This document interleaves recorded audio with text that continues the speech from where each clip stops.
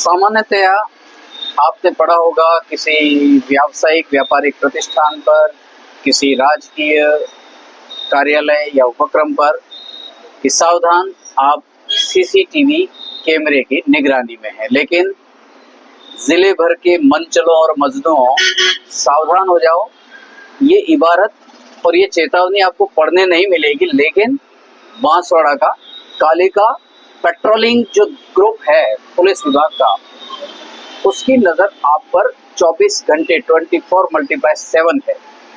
Banswara police प्रशासन ने एक महत्वपूर्ण पहल की है। महिलाओं और बालिकाओं को रास्ते चलते छेड़छाड़ करने वाले उन मंचलों और मजनूओं और रोमियों के खिलाफ कार्रवाई की जो इन महिलाओं को अकारण परेशान करते हैं और उन पर फप्तियां कसते हैं। कभी उत्तर प्रदेश के मुख्यमंत्री योगी आदित्यनाथ ने इसकी शुरुआत की थी तो वहाँ रोमियो, मंचलों, मजनूओं की शामत सी आ गई थी। अब वही शामत बांसवाड़ा जिले में भी इस फितरत के लोगों पर आने वाली है और पुलिस प्रशासन ने तो 4 लोगों की गिरफ्तारी भी कर ली है। बांसवाड़ा पुलिस प्रशासन का अभियान महिला सुरक्षा संकल्प अभियान प्रारंभ हो गया है और इसमें क्या कुछ होने वाला है, क्या कुछ घटित हो चुका है, उस पर विस्तृत जानकारी के लिए, इस एक अच्छी पहल पर विश्लेषण के लिए मेरे साथ हैं वरिष्ठ पत्रकार दीपक भारत जी। श्रीमान दीपक जी नमस्कार। नमस्कार प्रकाश जी। आज के इस एपिसोड में और इस एक महत्वपूर्ण मुद्दे में हमारे दर्शकों पर विशेष जानकारी के साथ आपका बहुत बहुत स्वागत है। दीपक जी, पुलिस प्रशासन वैसे तो बांसवाड़ा में वर्तमान पुलिस अधीक्षक के नेतृत्व में कई ऐसी पहल हो चुकी जो सामाजिक सरोकार से जुड़ी हुई थी, लेकिन महिला सुरक्षा को लेकर के एक महत्वपूर्ण पहल अभी अभी शुरू हुई है। हमारे दर्शकों को अवगत कराएं। जी प्रकाश जी, बहुत अच्छी बात आपने कही है, क्योंकि नवाचार करना बांसवाड़ा पुलिस अधीक्षक सुधीर जोशी की फितरत में है जी। और सबसे बड़ी चीज ये है कि शक्ति उनकी रहती, लेकिन मानवीय मूल्यों की जीवन रक्षा के लिए रहती। और सेने सेने यह बात लोगों के जी समझ में भी आ रही है जी। वर्तमान में जो कालिका पेट्रोलिंग यूनिट की महिला है, अब वर्दी में नजर नहीं आएंगी जी। इस ऑपरेशन की खासियत ये है कि बिना वर्दी के सादे कपड़ों में वो रहेगी जी।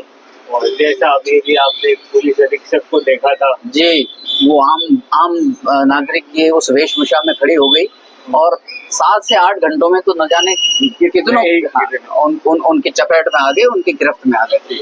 तो ये एक जो पहल है जी, वो लोगों को सुकून देती है, खास करके महिलाओं और उन छात्राओं के लिए जो राह जाती है, फप्तियां कसी जाती है, छेड़छाड़ की जाती है जी। और ऐसे में उन्हें ठीक करना जी पुलिस का धर्म है।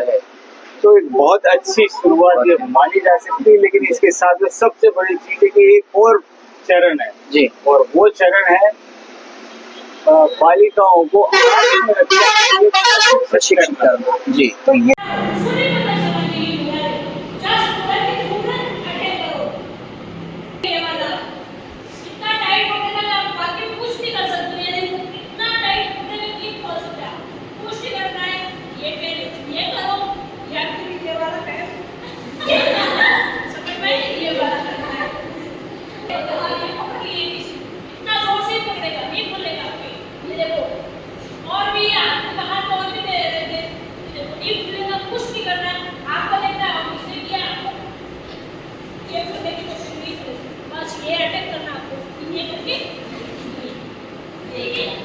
दो चीजें जो एक तरफ कार्रवाई और दूसरी तरफ बालिकाओं को, तो इसका असर धीरे धीरे दिखाई देने लगा है। जो बालिकाएं आज की तारीख में अपनी अभिव्यक्तियां दे रही है जी, या जिन परिस्थितियों का सामना जिसे निडरता से कर रही है जी, उसमें ये संजीवनी साबित होगा। पता जी दीपक जी, आपने 2 महत्वपूर्ण बातें बताई और एक इस मुद्दे को लेकर के इस पहल में जो सबसे इम्पोर्टेंट बात है वो है पुलिस का कानून और सुरक्षा के नजरिए से महिलाओं और बालिकाओं को प्रोटेक्शन देना और पैरेलल इसके समानांतर उन्हें आत्मरक्षा के लिए तैयार करना। तो अभी क्या इस तरह की मुहिम प्रारंभ हो गई है कि बालिकाओं को सेल्फ डिफेंस के गुर सिखा दिए जाएं, पुलिस उनकी मदद भी करे और बालिकाएं अपने स्तर पर भी आत्मरक्षा के गुर सीख करके और इन मंचलों और मजनुओं की जो घटिया हरकतें हैं, वाहियात ही कह सकते हैं, उनसे बच सकें।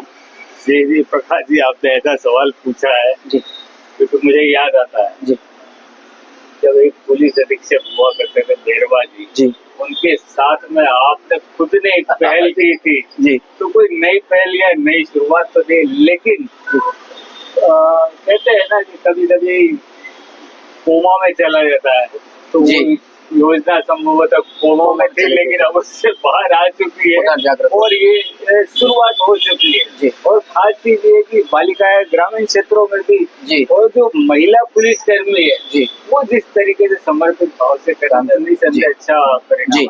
अब आपके इस वक्तव्य में मैं एक और चीज सप्लीमेंट जी, जोड़ना जी, चाहूंगा कि अभी अभी बागीदोरा में डिप्टी एसपी के तौर पर तैनात की गई, पदस्थापित की गई पहली महिला पुलिस उपाधीक्षक सुहानी जी। जी। तो एक संदेश, एक प्रेरणा का स्रोत तो बांसवाड़ा की महिलाओं और बालिकाओं के लिए है, ये जाएगा ही।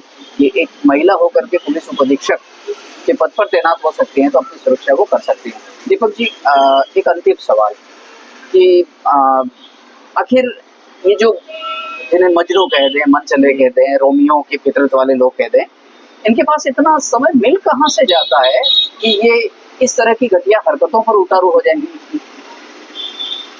सबसे अहम चीज ये है,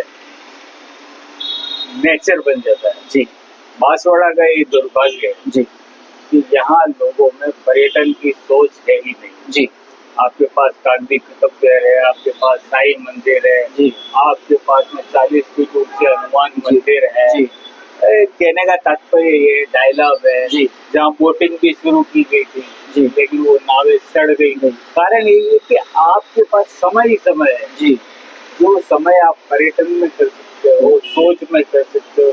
लाइब्रेरीज, अब कुछ बच्चे उस और रुझान बढ़ रहा है जी। तो आप जब तक दिमाग को डाइवर्ट नहीं करोगे तब जी। तक ये चीजें समाज सही दिशा में जा नहीं सकता जी। तो इस एक महत्वपूर्ण पहल पुलिस प्रशासन की विभाग की पुलिस अधीक्षक के नेतृत्व में पहल के लिए उन्हें धन्यवाद देना तो बनता है, लेकिन चलते चलते हम दर्शकों से इस उम्मीद के साथ विदा लेंगे। आप भी मेरी बात से सहमत होंगे कि ये अभियान तो निश्चित रूप से सराहना के काबिल, दाद देने के काबिल है, लेकिन एक अभियान बांसवाड़ा पुलिस प्रशासन को दुपहिया वाहनों पर जो कान फोड़ू हॉर्न लगाकर चलते हैं, बांसवाड़ा में हालात ये हैं कि नवजातों को और जो सीनियर सिटीजन है 80, 90, 100 पार के, उनके लिए जीना दुभर कर दिया है दुपहिया वाहनों पर इस तरह के हॉर्न बजाने वालों ने। तो एक अभियान इनके खिलाफ भी पुलिस प्रशासन की तरफ से होना चाहिए।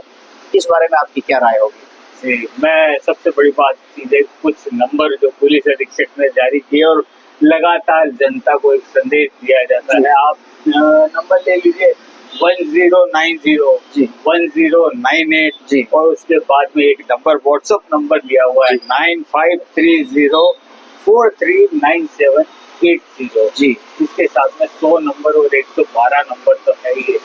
आप इनका कितना उपयोग करते हैं जी। अगर आपके सामने से ऐसी कोई वाहन, ऐसी कोई जो कान फोड़ू, तो आप उस समय उसको फोड़ने के लिए आपके पास ये नंबर है। जी जी, आप याद रखिए नंबरों को। तो दर्शकों, आपने दीपक जी ने हेल्पलाइन के तौर पर जो नंबर बताए हैं वो नोट कर लिए होंगे। जागरूकता आपकी भी जो कार्य का पेट्रोलिंग यूनिट है उसको बल देगी, उसे प्रोत्साहन देगी।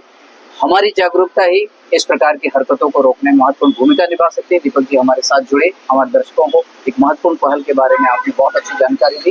धन्यवाद आपका। जी धन्यवाद दोस्तों। तो याद रखिएगा जो हेल्पलाइन नंबर दिए हुए हैं आपकी मदद के लिए है, क्योंकि जब पुलिस आपके लिए काम कर रही है जी, तो आप पुलिस से दूर क्यों जाते हो? आप पुलिस के मददगार बनिए, सहयोगी बनिए। बहुत बहुत धन्यवाद, नमस्कार।